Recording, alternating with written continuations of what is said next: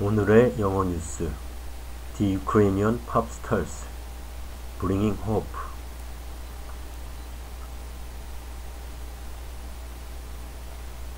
From Eurovision stars to Gen Z meme pop, musicians are determined to make a difference in Ukraine, with many of them incorporating traditional folk elements in their sound.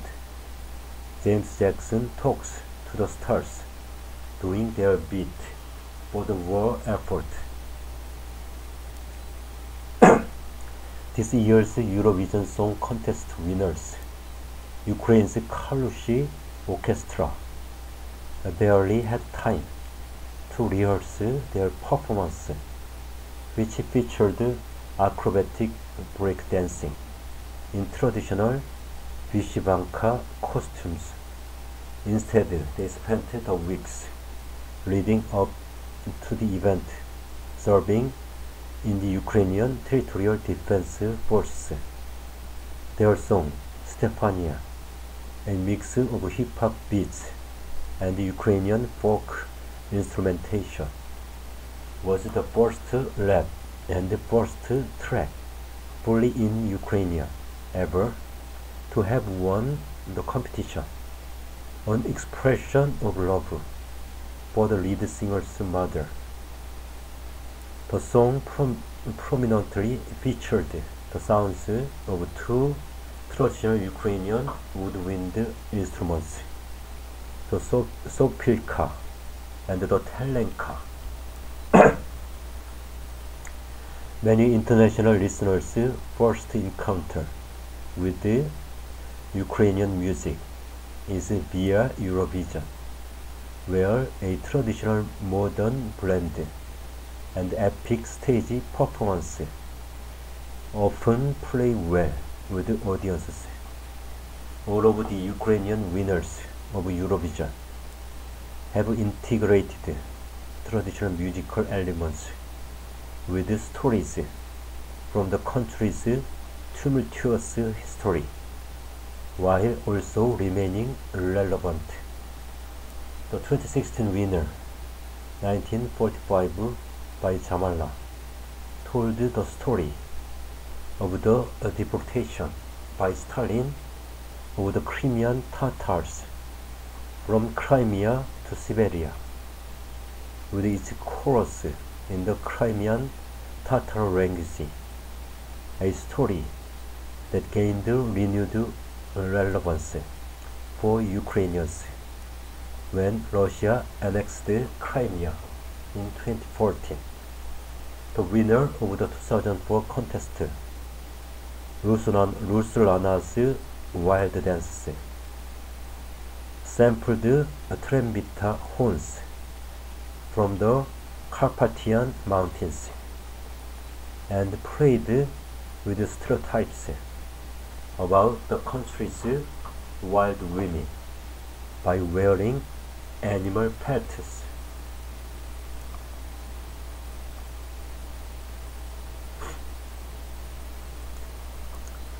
According to Daltsia Tarkovska, co-founder of Music Export Ukraine, an organization that promotes Ukrainian acts abroad, Eurovision is a huge deal in Ukraine, and Ukrainians have always been big fans of the contest. It has provided a major boost for previous winners, such as Ruslana and Jamala, as well as for songs that don't even win, such as 2021's epic trance-influenced Shum by OA.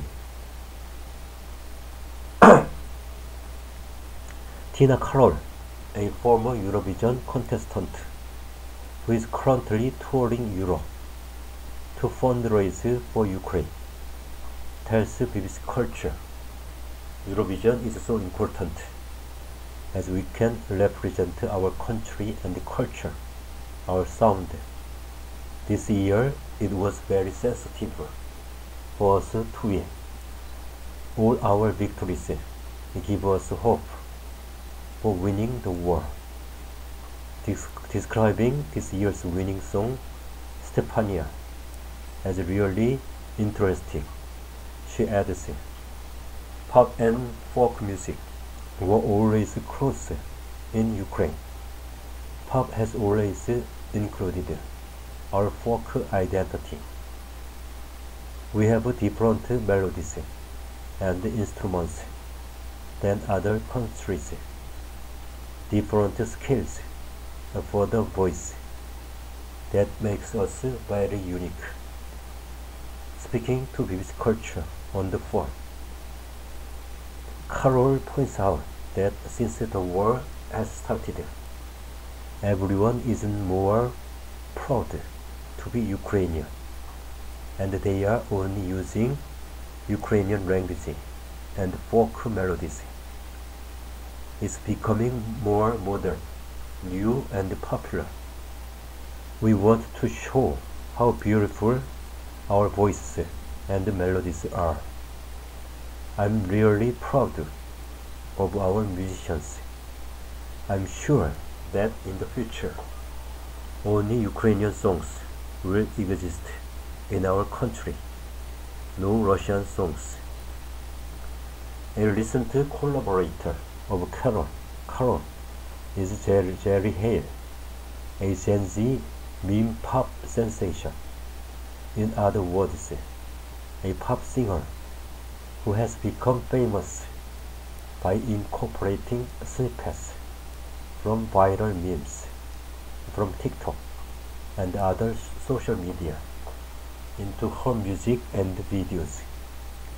Hale started out on social media and understands the power of the internet in not only building support for Ukraine internationally, but also in keeping up morale at home.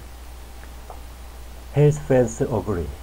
Comments on one YouTube video read, I currently serve in the armed forces. Thank you for the song. From the bottom of my heart. Many of her songs have a thumbnail on YouTube showing the blue and yellow flag of Ukraine, and with text pointing to the stark reality of the war. Born Yana Shemava, the 26-year-old Jerry Hale wants Ukrainian music to gain international popularity in the same way that Latino music has recently. I truly believe that Ukrainian music is the next global trend, she says. When we speak, Jerry is visiting Berlin to lead an event for a Kupla night, the Slavic summer solstice. True to form, she has released a viral song, #Kupla, an upbeat and catchy rap-pop remix of a Ukrainian folk song with frequent collaborator, rapper Alyona. They have since followed that with a collaborative EP, Daibo, of Ukrainian folk songs with singers from across Europe. Though traditionally on Kupla night in Ukraine, people celebrate with the ritual of jumping over a bonfire. Jerry is using her choir girl falsetto voice to lead a group of Ukrainian refugee women in Berlin in a somber prayer circle in the Chapel of Reconciliation. She is traveling all around Europe in order to meet Ukrainian refugee women and to raise funds to help rebuild their country. There is definitely a sisterhood. When I am traveling, I see women who are holding together and creating something. They are creating new companies already to help other Ukrainian women. When they return, they will bring this newfound experience back with them. Cultural crossover. Since the war, Hell songs have become more political.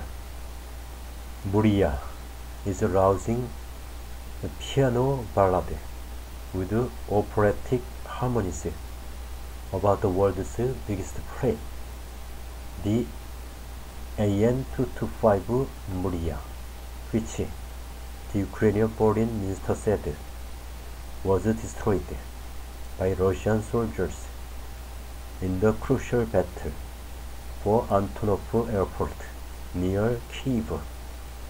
I realized it's a strong metaphor, says the singer, because they can destroy the plane, but they cannot destroy the dream or destroy our will.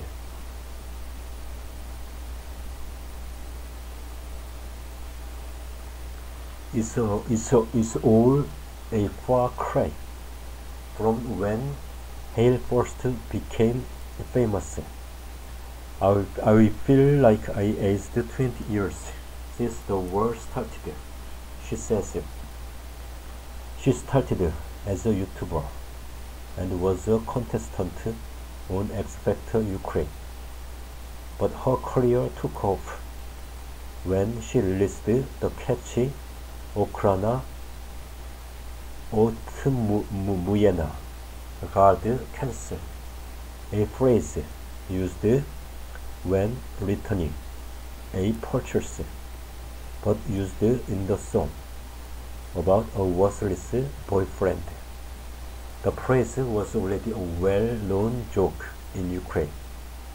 In Tarkovskaya's view, is this eye for virality, along with her newfound maturity, that makes Hale one of the key emerging pop stars.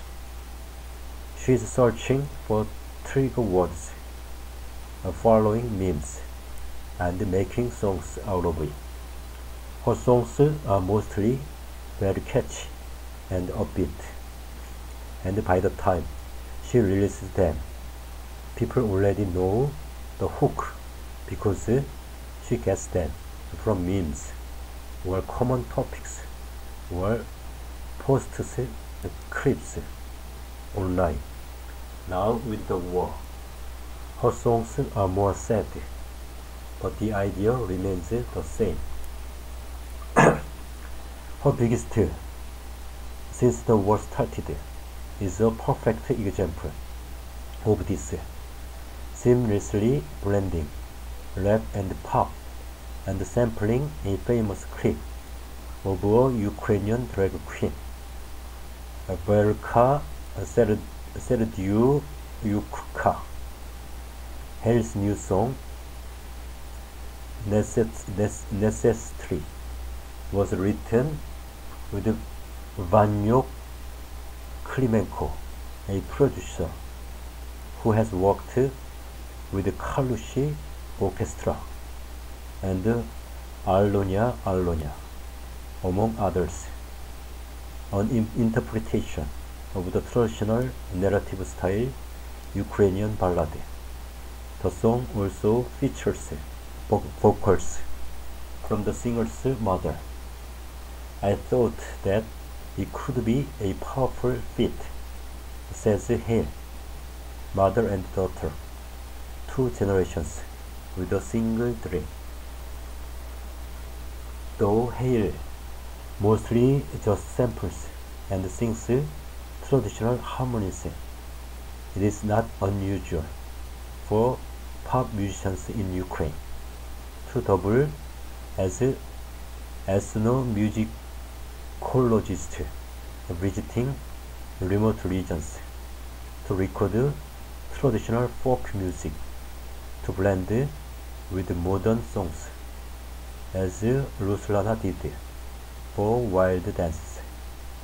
This ethnomusicology was banned under the Soviet Union, which wanted to suppress Ukrainian folk culture, even going as far as persecuting and killing folk musicians.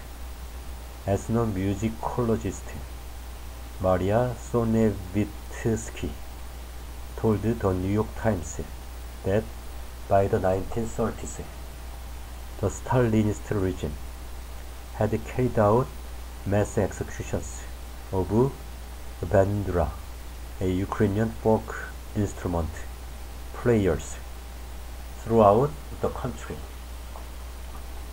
Since the Soviet Union collapsed, this fusion of traditional and modern music in Ukraine has boomed, pioneered in particular by Daka Burakam, Ukraine's equivalent of German band Rammstein, according to Christian Diemer, a musicologist who researches folk music and Ukrainian national identity. He sees this proud blend of folk history and modern cosmopolitan music as one of the main cultural elements that differentiates it from Russia. These bands, they go to great lengths in finding this traditional cultural heritage. They are active as researchers and go to the villages, record the authentic songs by old people as they are being sung in those regions. Diemer tells this culture. They will go back and blend that with more popular and globalized styles. They use styles like rap or rock. But the outcome is pretty innovative and pretty advanced. It goes beyond just sampling. They innovate something that is new and still genuinely authentic. Each urban hipsters versus villagers. They wouldn't normally meet, but they do through music. This globalized, transcultural crossover music is unique, has emerged in the last 10 to 15 years, and has made Ukrainian cultural life so interesting and innovative. Dealing with tradition and identity is progressive, contemporary, avant-garde.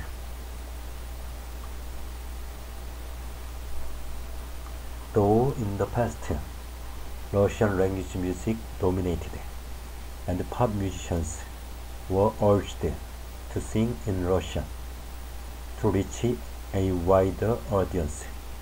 In 2019, although making Ukrainian the sole official language was passed, which included quotas of Ukrainian music on the radio.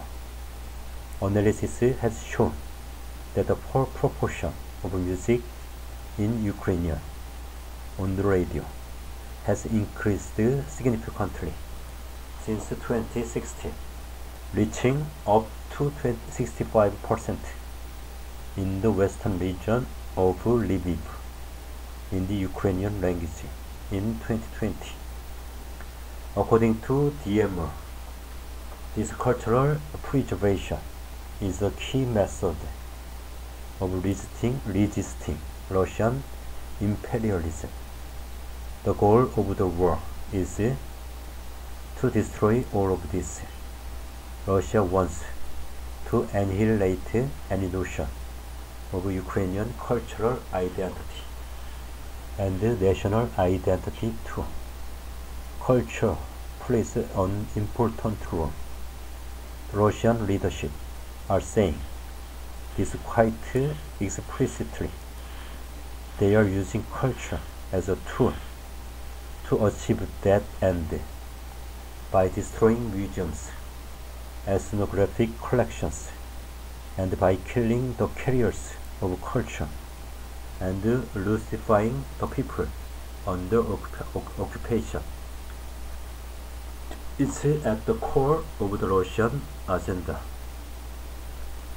The Ukrainian response makes sense, whether it's expressed in folk music, historic buildings, theater, or anything else. Ukrainian culture shows the country's distinctiveness from Russia.